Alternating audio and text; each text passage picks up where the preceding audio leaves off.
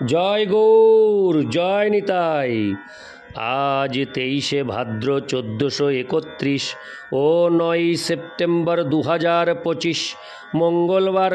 আজ আমি চৈতন্য চরিতামৃত পাঠ করছি। চৈতন্য চরিতামৃতের মধ্যলীলা প্রথম খণ্ড অষ্টম পরিচ্ছেদ শ্রী চৈতন্য মহাপ্রভু ও রামানন্দ রায়ের কথোপকথনের শ্লোক 291 থেকে 303।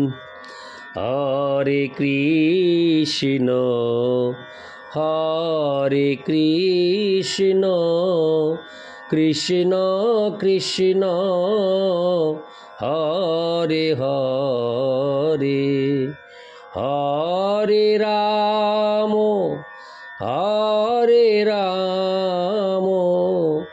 রাম রাম হরে হরে।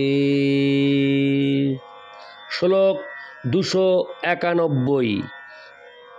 আমি এক বাতুল, তুমি দ্বিতীয় বাতুল, অতএব তোমায় আমায় হাই সমতুল। হরে কৃষ্ণ। অতএব তোমায় আমায় হই সমতুল। শ্লোকার্থ: আমি এক উন্মাদ আর তুমি দ্বিতীয় উন্মাদ, তাই আমরা দুজনেই সমান। তাৎপর্য: রামানন্দ রায় এবং শ্রীচৈতন্য মহাপ্রভুর এই আলোচনা অভক্ত জনসাধারণের কাছে হাস্যকর বলে মনে হতে পারে। সমস্ত জগৎ জড় আসক্তিতে পূর্ণ এবং জড় চিন্তার দ্বারা বিকৃত বুদ্ধি হওয়ার ফলে তারা এই সমস্ত কথা হৃদয়ঙ্গম করতে অক্ষম। যারা জড় বিষয়ে অত্যন্ত আসক্ত, তারা কখনো রামানন্দ রায় এবং শ্রী চৈতন্য মহাপ্রভুর এই অপ্রাকৃত আলোচনার মর্ম বুঝতে পারবে না। তাই শ্রী চৈতন্য মহাপ্রভু রামানন্দ রায়কে অনুরোধ করেছিলেন জনসাধারণের কাছে তা প্রকাশ না করতে। কেউ যখন ভক্তিমার্গে উন্নতি লাভ করেন, তখন তিনি এই নিগূঢ় তত্ত্ব হৃদয়ঙ্গম করতে পারেন। তা না হলে বাতুলতা বলে মনে হয়। শ্রী চৈতন্য মহাপ্রভু তাই রামানন্দ রায়কে বলেছিলেন, আমি এক বাতুল, তুমি দ্বিতীয় বাতুল, অতএব তোমায় আমায় হই সমতুল। ভগবদ গীতায় 2:69 বলা হয়েছে, যা নিশা সর্বভূতানাং তস্যাং জাগর্তি সংযমী, যস্যাং জাগ্রতি ভূতানি সা নিশা পশ্যত মুনে। সমস্ত জীবের কাছে যা রাত্রি আত্মসংযমী, সেই সময় জেগে থাকেন। আর অন্য সমস্ত জীবেরা যা জেগে থাকার সময়, হরে কৃষ্ণ, আর অন্য সমস্ত জীবের যা জেগে থাকার সময় আত্মজ্ঞানী মুনিতা রাত্রি বলে মনে করেন। কখনো কখনো বিষয়াসক্ত মানুষদের কাছে কৃষ্ণ ভক্তির পন্থা এক প্রকার উন্মাদনা বলে মনে হয়। তেমনি আবার কৃষ্ণ ভক্তের কাছেও বিষয়াসক্ত মানুষদের কার্যকলাপ উন্মত্ততা মাত্র। ইতি শ্লোক 291। শ্লোক 292। এইরূপ 10 রাত্রি রামানন্দ সঙ্গে সুখে গঙ্গাইলা প্রভু কৃষ্ণ কথা রঙ্গে। শ্লোকার্থ: এইভাবে 10 রাত্রি শ্রীচৈতন্য মহাপ্রভু মহানন্দে রামানন্দ রায়ের সঙ্গে কৃষ্ণ কথা আলোচনা করলেন। ইতি শ্লোক 292। শ্লোক 293। নিগূঢ় ব্রজের রস লীলার বিচার, অনেক কহিল তার না পাইল পার। শ্লোকার্থ: রামানন্দ রায়ের সঙ্গে শ্রী চৈতন্য মহাপ্রভু বৃন্দাবনে রাধাকৃষ্ণের মাধুর্য লীলার নিগূঢ় তত্ত্ব বিচার করলেন। যদিও তারা অনেক আলোচনা করলেন, তবুও তার অন্ত খুঁজে পেলেন না। ইতি শ্লোক 293। শ্লোক 294। হরে কৃষ্ণ। শ্লোক 294 থেকে 295। তামাকাশা রূপা সোনা রত্ন চিন্তামণি, কেহ যদি কাহা পোতা পায় এক্ষণি, ক্রমে উঠাইতে সেই উত্তম বস্তু পায়, ওইছে প্রশ্নোত্তর কইল প্রভু রাম রায়। শ্লোকার্থ: এই আলোচনা তামা, কাঁসা, রূপা, সোনা এবং চিন্তামণির খনির মতো কেউ যদি কোথাও পোতা অবস্থায় তার একটিও পায়, তাহলে ক্রমে ক্রমে সেগুলি উঠাতে থাকলে শ্রেষ্ঠ থেকে শ্রেষ্ঠতর বস্তু লাভ করতে পারে। শ্রী চৈতন্য মহাপ্রভু এবং রামানন্দ রায়ের প্রশ্ন উত্তর ঠিক তেমনই হয়েছিল। তাৎপর্য: শ্রীল রামানন্দ রায়ের সঙ্গে শ্রী চৈতন্য মহাপ্রভুর কথোপকথনের সারাংশ বর্ণনা করে শ্রীল ভক্তি বিনোদ ঠাকুর বলেছেন, শ্রী রামানন্দ রায় শ্রী চৈতন্য মহাপ্রভুর প্রশ্নে প্রথমে 5টি, এই পরিচ্ছেদের 57 সংখ্যা থেকে 67 সংখ্যা পর্যন্ত উত্তর দিয়েছেন। তার প্রথমটি তামার মতো সাধারণ ধাতু, দ্বিতীয়টি কাঁসার মতো তার থেকে উৎকৃষ্ট ধাতু, তৃতীয়টি রূপোর মতো তার থেকে উৎকৃষ্ট ধাতু, চতুর্থটি সর্বোৎকৃষ্ট স্বর্ণ ধাতু, কিন্তু পঞ্চমটি জ্ঞানশূন্য ভক্তি, সেটি রত্ন, চিন্তামণি বা সাধ্য বস্তু, যার প্রভাবে অন্য 4টি ধাতুত্ব লাভ করে।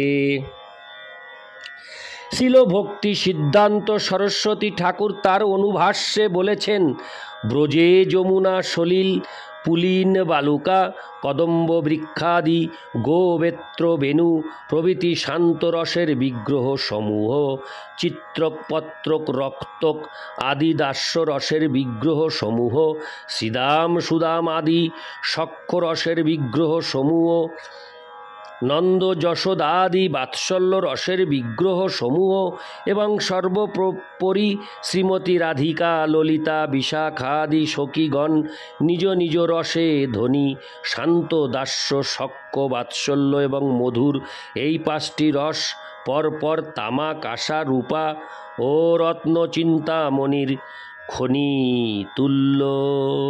ইতি শ্লোক 294 থেকে 295। শ্লোক 296 থেকে 299।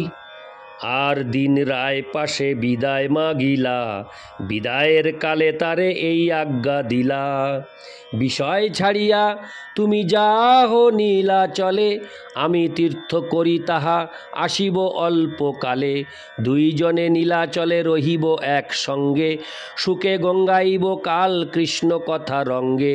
এত বলি রামানন্দে করিয়া লিঙ্গন, তারে ঘরে পাঠাইয়া করিল শয়ন। শ্লোকার্থ: অবশেষে একদিন শ্রী চৈতন্য মহাপ্রভু রামানন্দ রায়ের কাছে বিদায় চাইলেন এবং বিদায়ের সময় তাকে নির্দেশ দিলেন, সমস্ত বৈষয়িক ক্রিয়াকর্ম ছেড়ে দিয়ে তুমি নীলাচলে যাও। নীলাচল মানে হচ্ছে জগন্নাথপুরী ধাম। কিছুদিন পরে তীর্থ ভ্রমণ শেষ করে আমি সেখানে ফিরে যাব। তখন আমরা 2 জনে একসঙ্গে নীলাচলে থেকে কৃষ্ণ কথা আলোচনা করে মহানন্দে দিন কাটাবো। এই বলে রামানন্দ রায়কে আলিঙ্গন করে তাকে ঘরে যেতে বলে তিনি শয়ন করলেন। ইতি শ্লোক 296 থেকে 299। শ্লোক 300। প্রাতঃকালে উঠি প্রভু দেখি হনুমান, তারে নমস্করি প্রভু দক্ষিণে করিলা প্রয়াণ। শ্লোকার্থ: সকালবেলা উঠে শ্রী চৈতন্য মহাপ্রভু নিকটবর্তী হনুমান মন্দিরে গেলেন এবং সেখানে হনুমান বিগ্রহকে নমস্কার করে তিনি দক্ষিণে যাত্রা করলেন। তাৎপর্য: ভারতবর্ষের প্রায় প্রতিটি শহরে শ্রীরামচন্দ্রের নিত্য সেবক হনুমানজির মন্দির রয়েছে। পূর্বে এই মন্দিরটি গোপালজির মন্দিরের সামনে ছিল, কিন্তু গোপালজি বিগ্রহ সাক্ষী দেওয়ার জন্য উড়িষ্যায় চলে যান। সেখানে শ্রীরামচন্দ্রের নিত্য সেবক হনুমানজি 1000 বছর ধরে পূজিত হচ্ছেন। এখানেও শ্রী চৈতন্য মহাপ্রভু দেখালেন কিভাবে হনুমানজিকে শ্রদ্ধা প্রদর্শন করতে হয়। ইতি শ্লোক 300। শ্লোক 301। বিদ্যাপুরে নানা মত লোক বৈশে যত, প্রভু দর্শনে বৈষ্ণব হইল ছাড়ি নিজ মত।